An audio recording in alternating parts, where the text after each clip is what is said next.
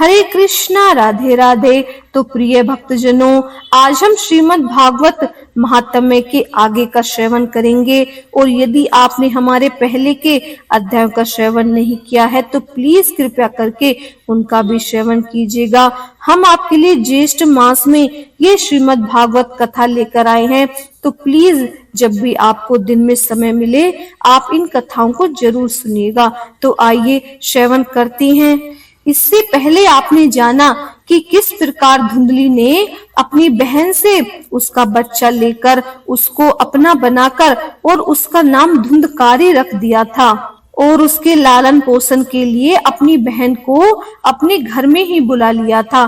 तो आइए आगे का श्रवण करते हैं। इसके बाद 3 महीने बीतने पर उस गो के भी एक मनुष्य के आकार का बच्चा हुआ। वह स्वर्ण गुण सुंदर, दिव्य, निर्मल एवं स्वर्ण की सी कांति वाला था। उसे देखकर ब्राह्मण देव को बड़ा आनंद हुआ। उसने स्वयं ही उसके सब संस्कार किए। इस समाचार से और सब लोगों को भी बड़ा आश्चर्य हुआ कि वे बालकों को देखने के लिए आए हुए थे तथा आपस में कहने लगे, देखो भाई, अब आत्मदेव का कैसा भाग्य उदय हुआ है कि कैसे आश्चर्य की बात है कि गो के भी एक दिव्य रूप बालक उत्पन्न हुआ है। देव योग्य से इस गुप्त रहस्य का किसी को भी पता न लगा। आत्मदेव ने उस बालक के गो के कान देखकर उसका नाम गोकर्ण रखा। कुछ काल बीतने पर वे दोनों बालक जवान हो गए। उनमें गोकर्ण तो बड़ा पंडित और ज्ञानी हुआ, किंतु धुंधकारी बड़ा ही दुष्ट निकला।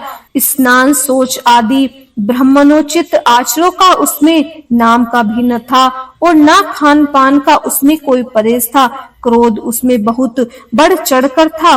वह बुरी बुरी वस्तुओं का संग्रह किया करता था। मुर्दों के हाथ से छुआ हुआ अन्न भी खा लेता था। दूसरों की चोरी करना और सब लोगों से द्वेष करना, यह तो उसका स्वभाव बन गया था। छिपे छिपे वह दूसरों के घरों में आग लगा देता था। दूसरों के बालकों को खेलने के लिए गोद में लेता और उन्हें चट कुएं में डाल देता था। हिंसा का उसमें व्यसन सा हो गया था। हर समय वह अस्त्र शस्त्र धारण किए रहता था और बेचारे अंधे और दीन दुखियों को व्यर्थ तंग किया करता था। चांडाल से उसका विशेष प्रेम था। बस हाथ में फंदा लिए कुत्ते की टोली के साथ शिकार की टोहे में घूमता रहता था। वेश्या के जाल में फंसकर उसने अपने पिता की सारी संपत्ति नष्ट कर दी थी। एक दिन उसने अपने माता पिता को मार पीट कर घर से बर्तन भांडे उठाकर ले गया। इस समय जब सारी संपत्ति स्वाहा हो गई तब उसका कृपण पिता फूट फूट कर रोने लगा और बोला, इससे तो इसकी माता बांझ का रहना ही अच्छा था। कुपुत्र तो बड़ा ही दुखदायी होता है। अब मैं कहाँ जाऊं, क्या करूं, किससे कहूं, मेरा इस संकट को कौन काटेगा। हाय, मेरे ऊपर तो बड़ी विपत्ति आ पड़ी है। इस दुख के कारण अवश्य मुझे एक दिन प्राण छोड़ने पड़ेंगे। उसी समय परम ज्ञानी गोकर्ण जी वहां आए और उन्होंने पिता को वैराग्य का उपदेश करते हुए बहुत समझाया। वे बोले, पिताजी, यह संसार असार है। यह अत्यंत दुख रूप और मोह में डालने वाला है। पुत्र जिसका, धन किसका, स्नेहवान पुरुष रात दिन दीपक के समान जलता रहता है। सुख न तो इंद्र को है और न ही चक्रवर्ती राजा को सुख है। सुख तो केवल विरक्त एकांत जीव मुनि को है। यह मेरा पुत्र है, इस अज्ञान को छोड़ दीजिए। मोह से नरक की प्राप्ति होती है। यह शरीर तो नष्ट होगा ही, इसीलिए सब कुछ छोड़कर वन में चले जाइए। गोकर्ण के वचन सुनकर आत्मदेव वन में जाने के लिए तैयार हो गया और उससे कहने लगा कि बेटा, वन में रहकर मुझे क्या करना चाहिए, यह मुझे विस्तार पूर्वक कहो। मैं बड़ा मूर्ख हूँ। अब तक कर्मवश स्नेह पास से बंधा हुआ अपंग की भांति इस घर रूप अंधकार के कुएं में ही पड़ा रहा। तुम बड़े दयालु हो, इसमें मेरा उद्धार करो। गोकर्ण कहने लगा, पिताजी, यह शरीर हड्डी मांस और रुधिर का पिंड है। इसे आप मैं मानना छोड़ दें और स्त्री पुत्र आदि को अपना कभी न माने। इस संसार को रात दिन क्षण भंगुर देखें, इसकी किसी भी वस्तुओं को स्थायी समझकर उसमें राग न करें। बस एकमात्र वैराग्य रस के रसिक होकर भगवान की भक्ति में लगे रहें। भक्तजन ही सबसे बड़ा धर्म है, निरंतर उसी का आश्रय लीजिए। अन्य सब प्रकार के लौकिक धर्म से मुख मोड़ लें, सदा साधु जनों की सेवा करें, भोगों की लालसा को पास न भटकने दें तथा जल्द से जल्दी दूसरों के गुण दोषों का विचार करना छोड़कर एकमात्र भगवत सेवा और भगवान की कथाओं के रस का ही पान करें। इस प्रकार पुत्र की वाणी से प्रभावित होकर आत्मदेव ने घर छोड़ दिया और वन की यात्रा की। यद्यपि उसकी आयु उस समय 60 वर्ष की हो चुकी थी, फिर भी बुद्धि में पूरी दृढ़ता थी। वह रात दिन भगवान की सेवा पूजा करने से और नियम पूर्वक भागवत के 10वें स्कंद का पाठ करने से उसने भगवान श्री चंद्र को प्राप्त कर लिया। सूत जी कहते हैं, सोनक जी, पिता के वन में चले जाने पर एक दिन धुंधकारी ने अपनी माता को बहुत पीटा और कहा, बता धन कहाँ रखा है, नहीं तो अभी तेरे लठुआ जलती लकड़ी से खबर लेता हूँ। उसकी इस धमकी से डरकर और पुत्र के उपद्रव से दुखी होकर वह रात्रि के समय कुएं में जा गिरी और इससे उसकी मृत्यु हो गई। योगनिष्ठ गोपर्ण जी तीर्थ यात्रा के लिए निकल गए। उन्होंने इन घटनाओं से कोई सुख या दुख नहीं होता था, क्योंकि उनका न तो कोई मित्र था और न ही कोई शत्रु था। धुंधकारी 5 वेश्याओं के साथ घर में रहने लगा। उनके लिए भोग सामग्री जुटाने की चिंता ने उसकी बुद्धि नष्ट कर दी और वह नाना प्रकार के अत्यंत कुकर्म करने लगा। एक दिन उन उल्टाओं ने उससे बहुत से गहने मांगे। वह तो काम से अंधा हो रहा था, मौत की उसे कभी याद नहीं आती थी। बस उन्हें जुटाने के लिए वह घर से निकल पड़ा।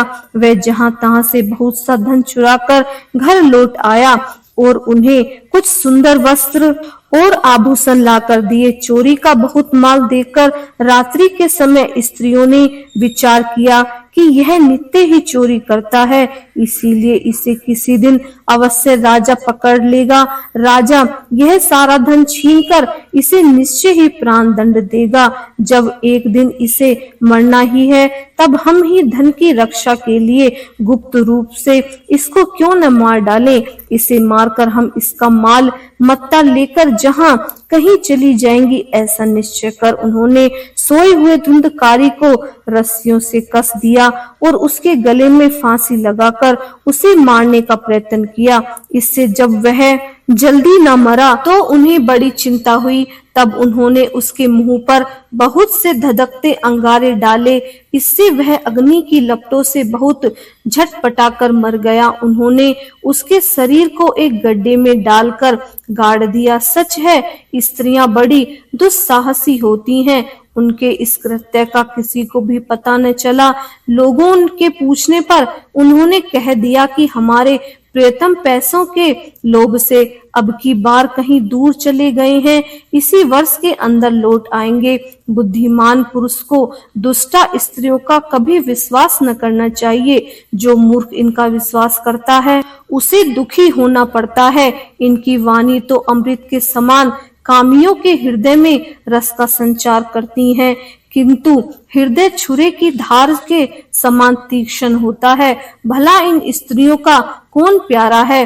वे कुलटाएं धुंधकारी की सारी संपत्ति समेटकर वहां से चंपत हो गईं। उनके ऐसे न जाने कितने पति होते हैं और धुंधकारी अपने कुकर्मों के कारण भयंकर प्रेत हुआ। वह बवंडर के रूप में सर्वदा 10 दिशाओं में भटकता रहता था तथा शीत धाम से सनप्त और भूख प्यास से व्याकुल होने के कारण हाँ देव चिल्लाता रहता था, परंतु उसे कहीं भी कोई आश्रय न मिलता। कुछ काल बीतने पर गोकर्ण ने भी लोगों के मुख से धुंधकारी की मृत्यु का समाचार सुना। तब उसे अनाथ समझकर उन्होंने उसका गया जी में श्राद्ध किया और भी जहाँ जहाँ वे जाते उसका श्राद्ध अवश्य करते थे। इस प्रकार घूमते घूमते गोकर्ण जी अपने नगर में आए और रात्रि के समय दूसरों की दृष्टि से बचकर सीधे अपने घर के आंगन में सोने के लिए पहुंचे। वहां अपने भाई को सोया देख आधी रात के समय धुंधकारी ने अपना बड़ा विकट रूप दिखाया। वह कभी भेड़ा, कभी हाथी, कभी भैंसा, कभी इंद्र तो कभी अग्नि का रूप धारण करता। अंत में वह मनुष्य के आकार में प्रकट हुआ। ये विपरीत अवस्थाएं देखकर गोकर्ण ने निश्चय किया कि यह कोई दुर्गति को प्राप्त हुआ जीव है। तब उसने उससे धैर्य पूर्वक पूछा। गोकर्ण ने कहा, तू कौन है? रात्रि के समय ऐसे भयंकर रूप क्यों दिखा रहा है? तेरी यह दशा कैसे हुई? हमें बता तो सही। तू प्रेत है, पिशाच है अथवा कोई राक्षस है? सूत जी कहते हैं, गोकर्ण के इस प्रकार पूछने पर बार बार जोर जोर से रोने लगा। उसमें बोलने की शक्ति नहीं थी, इसीलिए उसने केवल संकेत मात्र किया। तब गोकर्ण ने अंजलि में जल लेकर उसे अभिमंत्रित करके उस पर छिड़क दिया। इससे उसके पापों का कुछ शमन हुआ और वह इस प्रकार कहने लगा। प्रेत बोला, मैं तुम्हारा भाई हूँ, मेरा नाम है धुंधकारी। मैंने अपने ही दोषों से अपना ब्रह्म तत्व नष्ट कर दिया है। मेरे कर्मों की गिनती नहीं की जा सकती। मैं तो महान अज्ञान में चक्कर काट रहा था, इससे मैंने लोगों की बड़ी हिंसा की। अंत में कुलटा स्त्रियों ने मुझे तड़पा तड़पा कर मार डाला। इससे अब प्रेत योनि में पड़कर यह दुर्दशा भोग रहा हूँ। अब देववश कर्म फल का उदय होने से ही मैं केवल वायु भक्षण करके ही रह रहा हूँ। भाई, तुम दया के समुद्र हो, सब किसी प्रकार जल्दी ही मुझे इस योनि से छुड़ाओ। गोकर्ण ने धुंधकारी की सारी बातें सुनी और तब उससे बोले। गोकर्ण ने कहा, भाई, मुझे इस बात का बड़ा आश्चर्य है कि मैंने तुम्हारे लिए विधि पूर्वक गाया जी में पिंडदान किया, फिर भी तुम प्रेत योनि से मुक्ति कैसे नहीं हुई? यदि गया श्राद्ध से भी तुम्हारी मुक्ति नहीं हुई, तब इसका कोई उपाय नहीं है। अच्छा, तुम सब बात खोलकर कहो, मुझे क्या करना चाहिए? प्रेत ने कहा, मेरी मुक्ति सैकड़ों गया श्राद्ध करने से भी नहीं हो सकती। अब तो तुम इसका कोई और उपाय सोचो। प्रेत की यह बात सुनकर गोकर्ण को बड़ा आश्चर्य हुआ। वे कहने लगी, यदि सैकड़ों गया श्राद्ध से भी तुम्हारी मुक्ति नहीं हो सकती, तब तो तुम्हारी मुक्ति असंभव है। अच्छा, अभी तो तुम निर्भय होकर अपने स्थान पर रहो। मैं विचार करके तुम्हारी मुक्ति के लिए कोई दूसरा उपाय करूंगा। गोकर्ण की आज्ञा पाकर धुंधकारी वहां से अपने स्थान पर चला गया। इधर गोकर्ण ने रात भर विचार किया, तब भी उन्होंने कोई उपाय नहीं सूझा। प्रातःकाल उनको आया देख लोग प्रेम से उनसे मिलने आए। तब गोकर्ण ने रात में जो कुछ जिस प्रकार हुआ था वह सब उन्हें सुना दिया। उनमें जो लोग विद्वान, योगनिष्ठ, ज्ञानी और वेदज्ञ थे, उन्होंने भी अनेकों शास्त्रों को उलट पुलट देखा तो भी उनकी मुक्ति का कोई उपाय न मिला। तब सबने यही निश्चय किया कि इस विषय में सूर्य नारायण जो आज्ञा करें वही करना चाहिए। अतः गोकर्ण ने अपने तपोबल से सूर्य की गति को रोक दिया। उन्होंने स्तुति की, भगवान आप सारे संसार के साक्षी हैं, मैं आपको नमस्कार करता हूँ। आप मुझे कृपया करके धुंधकारी की मुक्ति का साधन बताइए। गोकर्ण की यह प्रार्थना सुनकर सूर्य देव ने दूर से ही स्पष्ट शब्द में कहा, श्रीमद् भागवत से मुक्ति हो सकती है, इसीलिए तुम उसका सप्ताह पारायण करो। सूर्य का यह धर्ममय वचन वहां सभी ने सुना। तब सबने यही कहा कि प्रयत्न पूर्वक यही करो, यही सब साधन बहुत सरल है। अतः गोकर्ण जी तदंतर अनुसार निश्चय करके कथा सुनाने के लिए तैयार हो गए। देश और गांव से अनेकों लोग कथा सुनने के लिए आए। बहुत से लंगड़े, लूले, अंधे, बूढ़े और मंद बुद्धि पुरुष भी अपने पापों की निवृत्ति के उद्देश्य से वहां आ गए। इस प्रकार वहां इतनी भीड़ हो गई कि उसे देखकर देवताओं भी आश्चर्य होते हुए देखते रहे। जब गोकर्ण व्यास गद्दी पर बैठकर कथा कहने लगे, तब वह प्रेत भी वहां आ पहुंचा और इधर बैठने के लिए स्थान ढूंढने लगा। इतने में ही उसकी दृष्टि एक सीधे रखे हुए 7 गांठ के बांस पर पड़ी। उसी के नीचे के छिद्र में घुसकर वह कथा सुनने के लिए वहां बैठ गया। वायु रूप होने के कारण वह बाहर कहीं बैठ नहीं सका था, इसीलिए बांस में घुसकर बैठ गया।